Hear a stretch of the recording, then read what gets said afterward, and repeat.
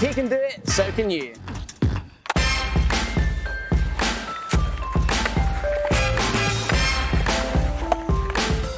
It's Noah. If you want to come to Dubai skate park and skate with me, just go to platinumlist.net. Noah, why are you taking my job, bro? That's my line. Come here, bro.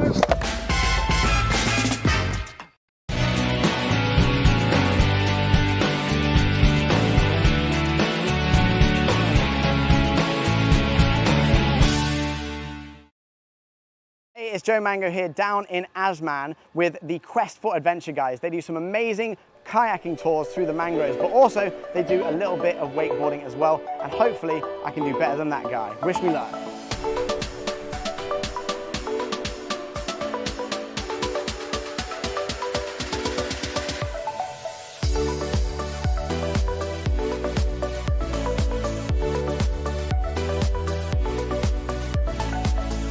So we've now come to the mangroves in Ajman and we're about to go do some kayaking.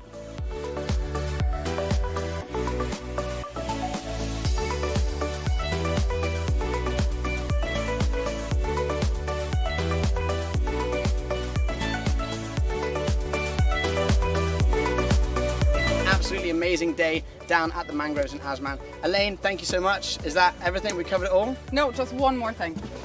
Woo! Oh!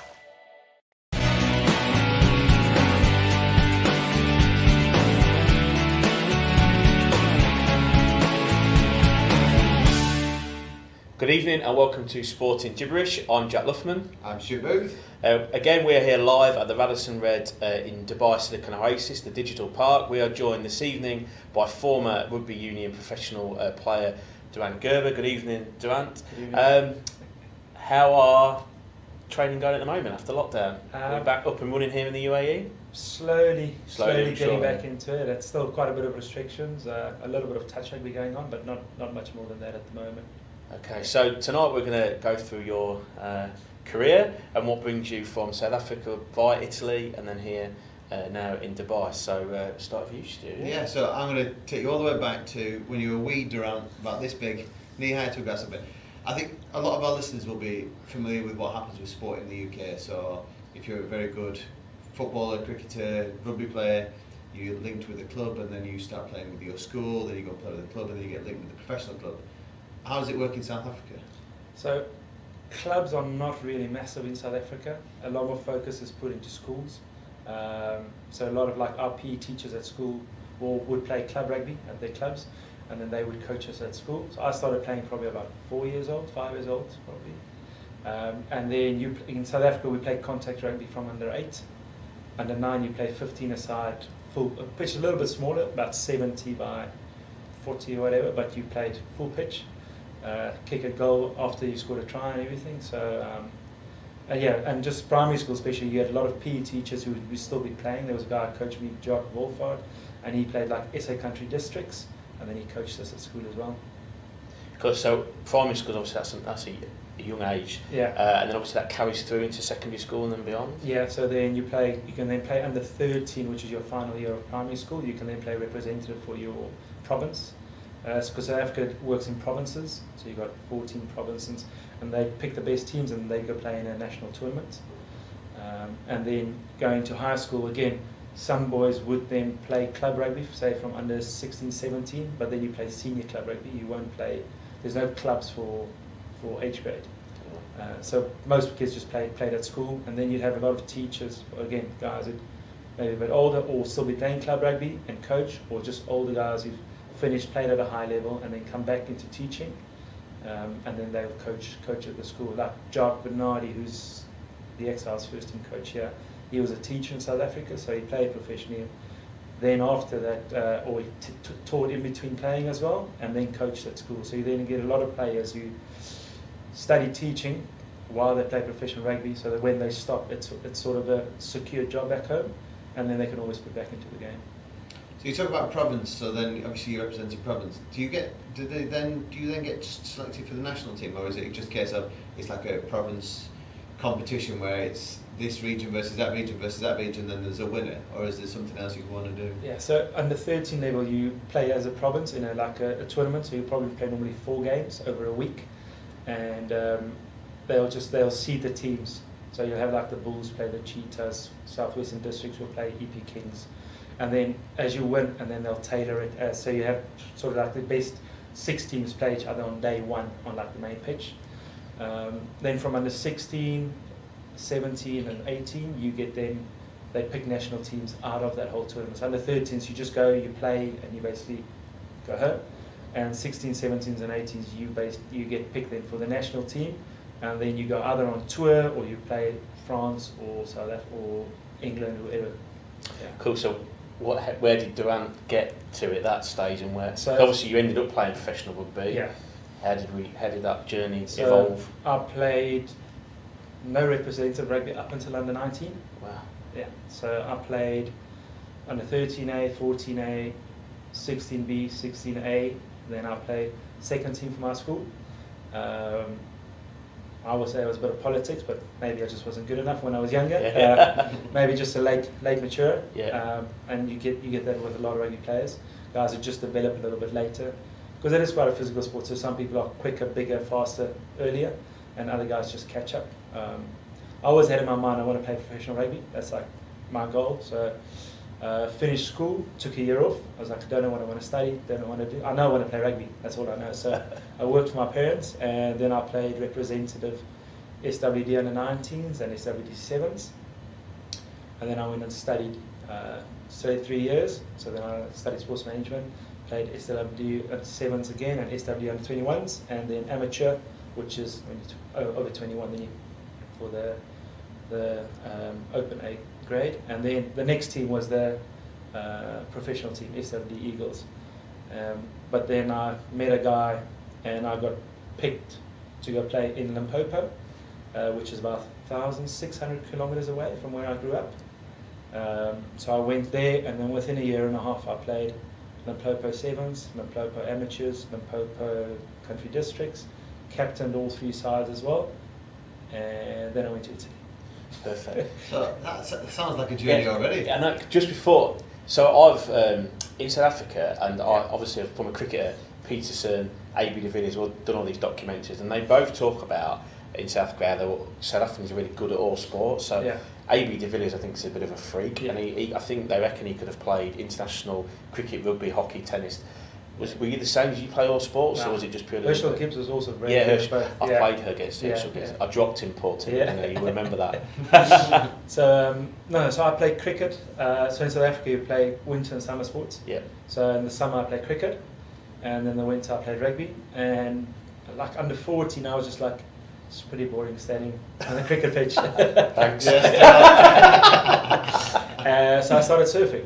Because we grew up at the beach, so we lived at the beach, so I would then just straight after school go home, sometimes do my homework, sometimes straight go surfing. But yeah, so my summers was surfing, and then the winters was rugby, which was quite nice. So it never interfered, like even if there were school sports where you have cricket or you choose rugby, which one you go to, I could always, if there was no rugby, I could just go home and go surf. And I grew up at the beach, so I just loved surfing. Beautiful. So for people back home that don't understand cricket positions, not cricket positions, rugby positions, sorry, a bit like myself, I only understand 2 positions, that's because Harry plays them. So you don't look like a rugby player, you're actually quite pretty in comparison to most rugby players. So from my reckoning, my understanding, this is my loose terms, is number 9 gets the ball, he passes it to number 10, which is you. Yeah. You decide what goes on then, so you're a bit of a playmaker. Yeah. So you get rid of the ball before somebody hits you. Most of the time. Yeah. Not always. So is that always the position you played? Is it a fly half? Fly half, yeah. See, there we go. That's not bad for a footballer. So at school I played, so under 9s I played lock, and under 10s I played fullback, which is right at the back. I've played mostly 10 and 15 throughout my career. In Italy I played quite a bit of 12 as well, so inside centre. But just because we want to play a different type of game plan. So people mostly think if you play 12, you're like a crash ball, run hard with the ball, don't really pass, just carry the ball, try and get momentum for the team.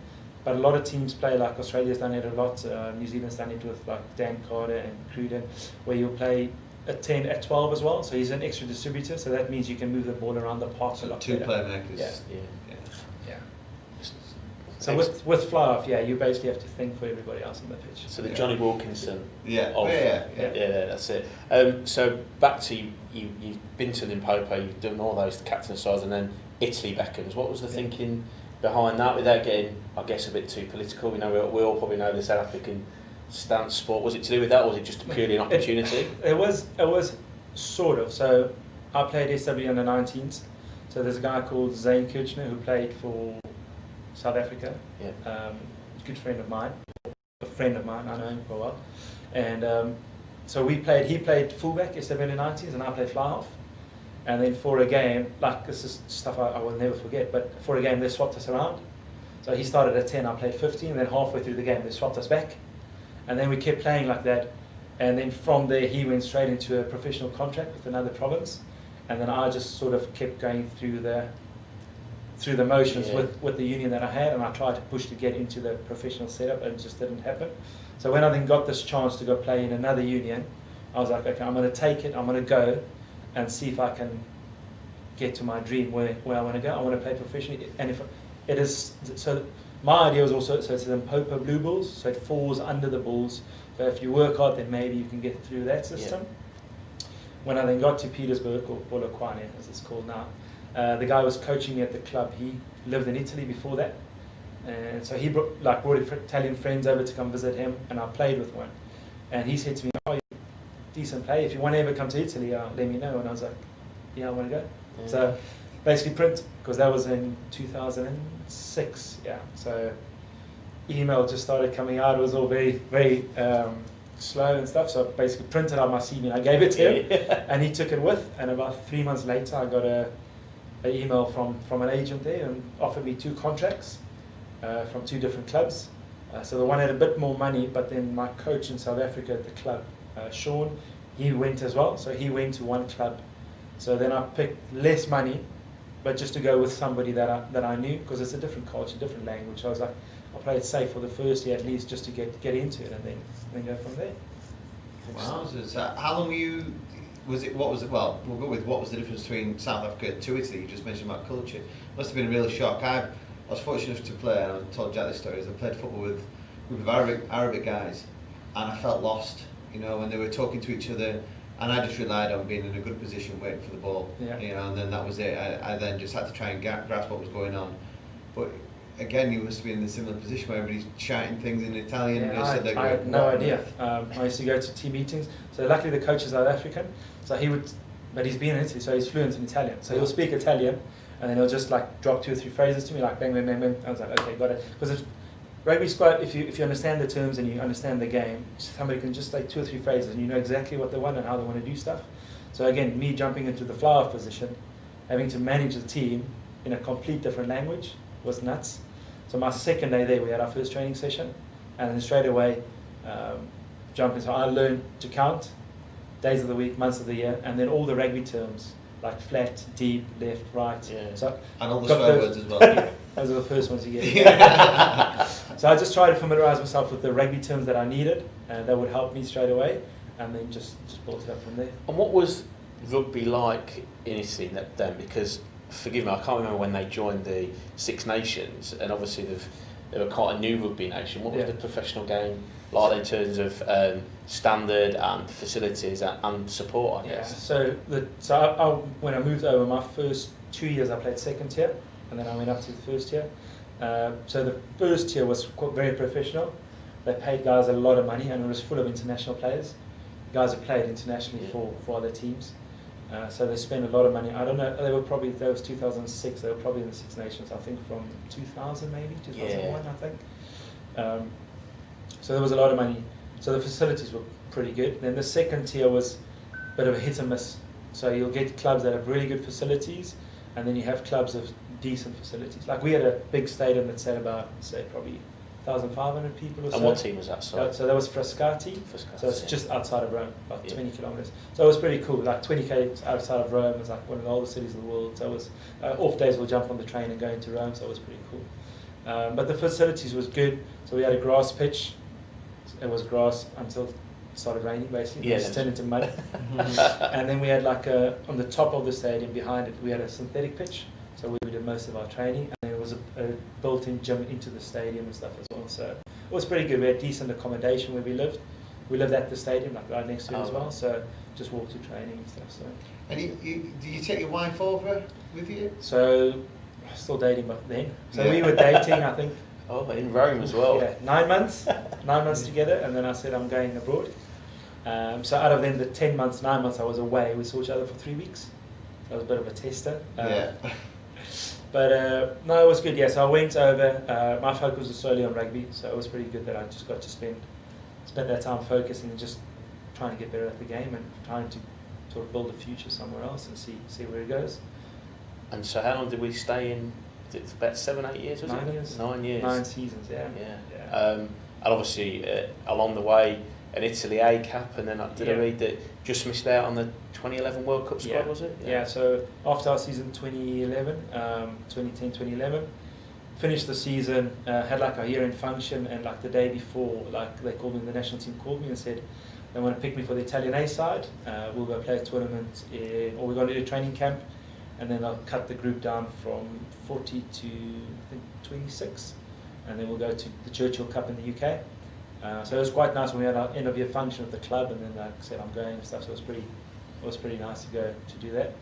And then did the training camp, and then off to the Churchill Cup. I had a bit of a demand going into it because I was getting married right in between the Churchill, or in the middle of the Churchill Cup. So they basically said, no, either you come on tour or you go get married. It's one of the options. So I bet that went down well. Yeah, the missus was already in South Africa finalising all the wedding stuff. So I called her and said, well, this is what they've told me. And on the one side is, if I go Churchill Cup, play well, get picked for the World Cup side, I qualify as an Italian rugby player, so then getting contracts and stuff is easier because the Italian clubs can only have 4 foreigners in a team. Yeah. So it's easier if you play for the national team, you count as an Italian. So you're a foreigner, but you count as a normal Italian rugby player. And so then we made the decision for our future going forward that we'll go to the Churchill Cup. So we moved the wedding 3 weeks before the wedding. We moved it 2 weeks later. So is that the angle you went on? If I get this look, we can it's easier for nationals. They won't have a better life. I didn't make the World Cup. But you made the wedding. That was, I made the wedding. Okay. What's that like? So I was lucky enough to, I represented England universities at cricket, and while it's a very sort of low level of representing your country, it was, I still remember it, still, treasure the caps and things like that. What's it like representing not your country of birth, or did it make any difference to you? Was it just a case of it, as you've been in Italy that long, you felt part of it, and it was an international rugby that was... Yeah, I think that probably the thing that drew me most was playing internationally. So we played against Canada, Russia and Tonga, and those were all 3 of their teams that went to the World Cup, so it was quite nice to play and test yourself against those guys. For me it was just to basically see where you are. So again, I was playing 10 or 12 mostly, and then I got picked at 15 because there's an Italian guy who's also a decent friend of mine, but he's gone through all the academies and everything, so they had to push him. Otherwise they would say, we've spent all this money on players through the academies, it doesn't pay off. So I played out of position, but again, it's just one of those things. Did what I could, and then he ended up going to the World Cup as the 3rd fly-off, and I went home and got married. It's not the worst thing. It's a win-win. If she's watching, it's the best thing ever. But Mike, this is a debate that we've had on the show before, is that I don't agree with the fact that you have to play in that country in order to represent your country. Like the English ruling is that you have to play in England in order to then potentially represent. So if Johnny Wilkinson had disappeared off to France and played there, he wasn't eligible to play for England. What's your viewpoint on that? Because in my head, it seems very prehistoric, very, very old school and not with the times. Yeah, so I think there's different countries have their own rules. Like I know South Africa, I think if you've played 25 tests, you can go abroad and then still New play. Got something similar, 60 caps I think. Still play for the, like that's why Faf de Klerk could play at Sale and then go back and play in the World Cup. That's why a few of the guys have now gone to Japan to make money, and then they've played enough tests so they could come back. I think as long as they go to a country where they play competitive rugby week in and week out, they should be eligible to play for their country if they are the best in their position. I know they say like a bit of pride and everything, but then you say, why does a team like Sales Sharks have 8 South Africans in their starting lineup? Yeah. But my viewpoint is that if you're England and you're thinking about a new World Cup coming up and you're leading up to the World Cup, send your boys to go and play New Zealand. You know, see what's going on with their structure, see what's going on with theirs, see what players that they're particularly good. You can watch games, can't you? But there'd be little things that happen that you would only pick up on if you're training with these guys day to day. You would spot weaknesses. You go, right, well, if I just push him on this side, or I hit him on this part, or coming from this angle, we've got a better chance of dislodging the ball or something. He particularly carries it in this way. They were things that you would pick up on if you trained week in, week out. So why not, as a country, send your players all over the world playing week in, week out, which they do at football and at cricket. There's no limits on where you go and play. People can watch you, record you, and then bring you back in. I think it'd only enhance your opportunities. Yeah, and I think as well. I mean, like James Haskell spoke about him earlier. Like he went and played at New Zealand for the Highlanders, and then he went back and played at the Wasps, I think, and then he got picked up by England again, which is then he's back in the system. So now they can go, okay, you've spent 2 years down in New Zealand to play with the Highlanders. What is things they focus on? What are the small details? Because he played in Super Rugby. I heard a thing that Otoje and Farrell might be going. Yeah, because down for they've been Super relegated. Rugby. They're going to play. Yeah. They're just finishing the Premiership now, aren't they? But they're going to go and play. So and that's how discussion came about, because Saracens are going to have all these players Top playing players. Division 1. Yeah. I mean, that's another debate, because I know Larks, who said that he doesn't feel that they should have been penalised, because a lot of the players on the big money are actually they're academy players. Yeah. So actually, they're not. It's not as if they're bringing in Tom, Dick, and Harry and breaking the wage structure. It's they've put all the money into Farrell or the Toji and now sort of got punished for it. But I mean, that's a kind of different debate. But I mean, surely to goodness, it's better off a Toji and Farrell playing competitive rugby elsewhere than in the top flight than Division 1. And especially if other teams want to give them a contract. Like there's been Fijians that played in South Africa. So like the Stormers have had Fijians go play there. Who's a centre for Wales that went and played, he's a doctor. Roberts, Jonathan. Yes, Jamie Roberts. He played for Stormers in the Super Rugby last year, which is a good thing. Like if he gets picked up by the Lions again, probably won't, but he's had a season playing in South Africa. Yeah. So maybe it is a good thing. Like you send a few of the players, you say, okay, let's try and get you a contract there. You go play. Teams there, if they can afford it, they'll be happy to have good players come to them, which makes their team better. They sell more jerseys, they win games, so it's better for everybody. But then selfishly, you get a bit more info from that team. Yeah. I was gonna jump into that. Obviously, you've spent this time in Italy and then called back into South Africa. Yeah. So I think it was 2014. Yeah. So finished the season in Italy. I still had 2 years on my contract in Italy. So summer holiday or summer in Italy, winter in South Africa. So went down, and one of my best mates were getting married. So flew down. Just before we flew down, another player I played with, Emia Ment, he was coaching at the Pumas Currie Cup team in South Africa. And he called me, he said, listen, are you interested to come play Currie Cup? And I'm like, no, not really. So I'm pretty happy in Italy, got 2 more years on my contract. And then he's like, no, please come, come, we've got a friendly game, come play for us, and then just have a go so the other coaches can see you, and then we can maybe offer you something, you stay for the Currie Cup and then go back. And I was like, no. I'm okay. I said, I'm going to Durban for this wedding. That's why we're coming back. Now I'm going to see my parents and stuff. And they kept phoning. And I said to my missus, it's on the way. I said, I'll go down a few days extra, train with them. You come through, I'll play, and then we'll go to the wedding, and then we'll go down. Just be a game for me, basically. So drove down, trained with them for the week. It was really nice. Mobile Stadium in Nelspruit. It was amazing. Played the game. Had like a post-match function with the boys. Went to bed, got in the car, drove down to Durban the next morning, and while we were in the car, an agent in South Africa phoned me and he said, Griquas, who plays Tier 1, like top tier Currie Cup, they heard you played in the game, they want you to come for a trial for a week if you want, and then if they're happy, then they'll sign you for the Currie Cup. And we were driving down, and my missus was just like, what is going on? Everything was late. You must love weddings. So we then talked about it. I said I'll get back to you. So we drove down. It was a 6-7 hour drive. So we spoke about it. How long did she not speak to you? No, she spoke to me. And just spoke about it, and then we're like, well, can't lose anything. They'll put us up for the week, give us place to stay and stuff. And I said, and if it's a bit of a detour, if I don't get the contract, then I was 32, 33 then. I was like, then 32. I was like, if I don't get it, then that's fine. Stay a week somewhere else, see Kimberley, go see the big hole, and train and play, and then we'll go down to my dad and we'll go on with our holiday. So finished the wedding. So the Sunday morning, got in the car, drove about 11 hours in the car back to Kimberley. A lot of thinking time. Yeah, mate. Got there the Sunday night, and then I training the Monday morning. So did the whole week. Played the game on the Thursday or Friday afternoon, I think. Then Saturday morning I was going to book out and leave, basically. And then they called me, so I went to go sit with the CEO. And he's like, well, we'll offer you this. There's a week off now, so we'll offer you this contract, and then stay for the 4 months.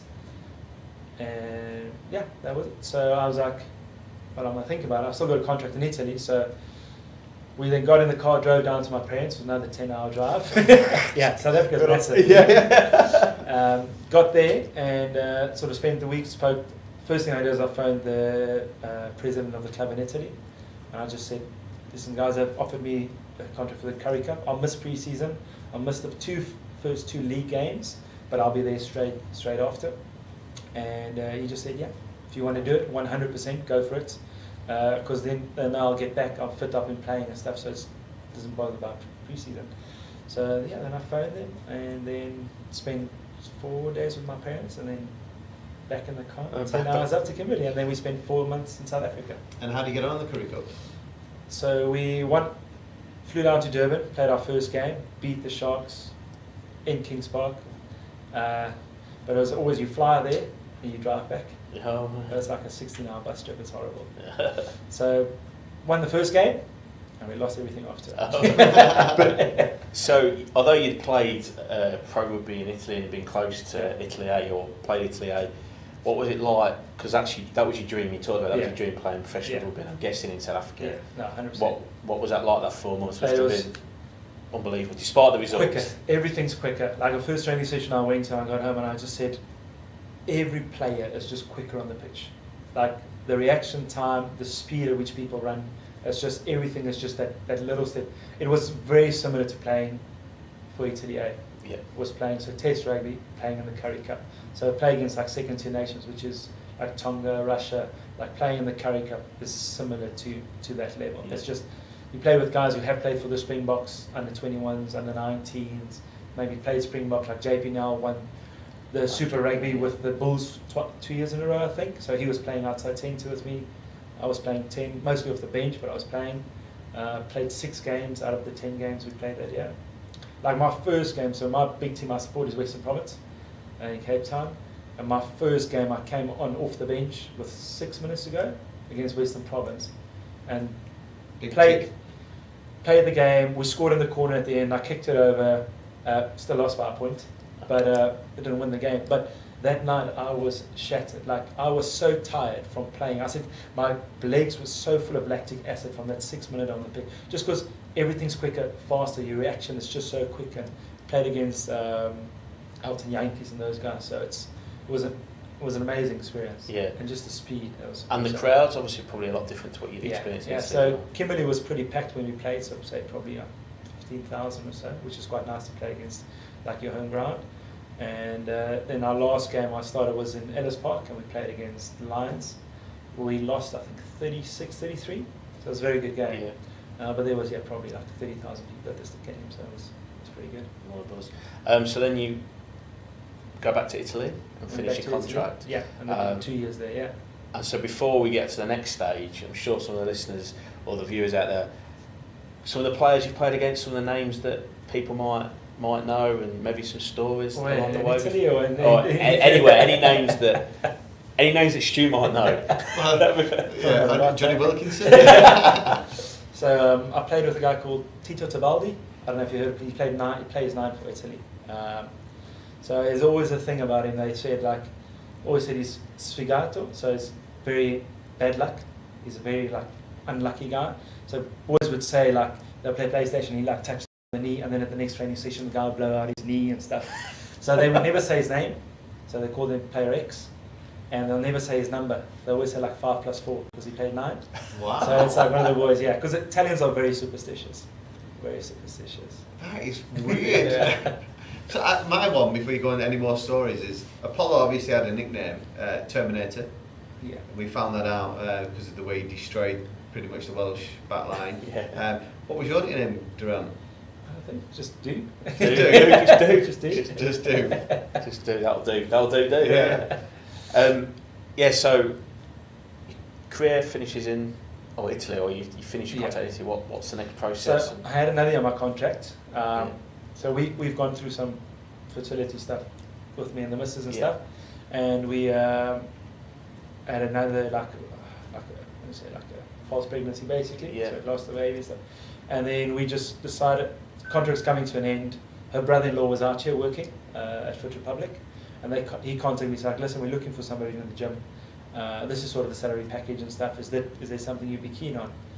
We just sat down and we've been here 9 years. It's like, yes, I've got 1 more year on the contract, but what happens then? Do I want to go into coaching straight away, or do I want to do something else? I'm not sure. How many years am I going to play still there? This is a job opportunity. Sounds pretty good. We've been here on holiday. We enjoyed it. So we're like, and within 2 weeks, we packed up 9 years of our life and moved out here. Wow. What year was that in?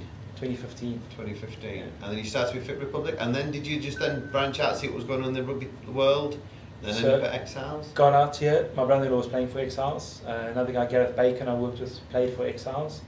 So I met them, spoke to them. They're like, "Oh, you can play at the club." And then I heard Joe Bernardi, who used to play for the province that I grew up in. He was coming out to be the director of rugby and be the first team coach. I met with another club called Dubai Wasps. And their director of rugby came and spoke to me, and you can be a bit of a player coach and this and that. And he was like, first Premiership rugby here and Division 1 rugby is exactly the same. The difference is nothing. It's completely the same. You won't miss anything. And I was like, okay. But then I was sort of already convinced I'm going to go play at Exiles. Yeah. So my thought out coming here as well is it's social rugby. Pay your subs, you play, and just have fun. Yeah. And I think the standard here was a bit higher than what I expected, which was quite nice to step into a decent, most days decent level of rugby. Yeah. I got home after the first session and my missus was like, "So how was it?" I was like, "I'm going to have 2 options. So either I'm going to get very frustrated most sessions and games because there's players with limited ability. There's some good players, but there's also weaker players, guys who just started playing rugby or just guys struggling to catch and pass basically. Or I'm just going to embrace the fact that it is social rugby and just make the most and enjoy it." And picked option 2 and did 5 seasons here. Yeah. So you've held a few different positions at Exiles, and so just talk us through what you've done at Exiles and where you're at now with the club. So I worked at Fit Republic for a year and a month, and then the guy was a commercial manager at Exiles. He left that next summer after I've been here, so it was 2016. So I spoke to the chairman at the club and I basically applied for the job, and then I got the job as commercial manager for the club. So to run everything off pitch, like work on sponsorships and all those types of things, kit management and kit and all that. So I did that for almost 3 years. So I was still playing and then working for the club, which sometimes is tough if you're trying to get subs out of people, and they're your mates, you hang out with them most days. And then from there I've moved on, so I've been now a year at Dubai English Speaking College, where I run the rugby development program with the director of rugby. Awesome. I was gonna throw in about. I've gone completely blank. Are you still playing now and captain? Is that what at Exiles? So I played. So there's another guy, Glenn Moore, captained the first 2 years I played, and then I've captained the last 3 years. Cool. Yeah. And if I'm right in saying you won the Premiership last year, is that right? I believe. Yeah, we won it 3 out of the 5 years. 3 out of 5 years. So. Won the 7. And any point of retirement? You think of retirement anytime soon or not, or is it close? He's been retired for the last 3 years. Yeah. So I retired from rugby when I moved to Dubai. Oh, well, okay. Yeah. So 5 years ago. So this is just social. I don't know. I said last year was probably my last year. I'm training with the boys now a little bit. But nobody knows when rugby's going to start up again. I've spoken to a lot of people, but not to players, just like, I still feel good. I'm still running around, still keeping up with the guys. So, and on one side, you probably, as long as you can play the game, why not? Yeah. So we'll see what happens. I think we're the same in our given sports, we'll see not to your level, but no, yeah, definitely not. On a personal note, but some good news. You mentioned before about fertilities and pregnancy. Yeah. Roma's coming up to her first birthday. No, she's already 13 months. 13 months. Yeah, So got 2 teeth. Great news. Any bite marks? Not yet. No. No. So yeah, we've been blessed and we've. It's been good since we moved to Dubai. It's been good. Yeah. Brilliant. And just one final thing we do ask everybody who we've come on. Obviously, you're heavily involved in junior youth development sport. What would you say to an aspiring rugby player, girl or boy, or even any sports? And what do you think are the main qualities you need to try and make it to the top? I just think never doubt yourself. Be willing to put the time and effort in. Like I always said, I want to play for professional rugby, and I did what needed to be done. So trained hard, made sure I could catch and pass, make sure I can kick the ball, and just work on yourself. But I always say, some people, coaches, a lot of the time they identify a player at a young age, and then they think, okay, he's going to make it just because of what he has now when he's under 12, 13, 14. If somebody wants to make it, it doesn't matter what people tell you growing up. If you really want to make it and you think that's what you want to do, just keep pushing, keep going. Because like I said, different people develop at different stages. I develop later than other players. As far as I'm the only player that's still playing rugby in my school year, or the year that finished school that year. And I have been for the last probably 5 years the only guy that still plays the game. Doesn't matter which level, but I'm still enjoying it because I love the game. Yeah. Brilliant. Well, thanks ever so much for your time. Don't have a good evening. I think you're going off to do some coaching now. Yeah. Thanks very much for listening and watching. We're going to go and get on this bike and see how we get on with that. See you later. Cheers.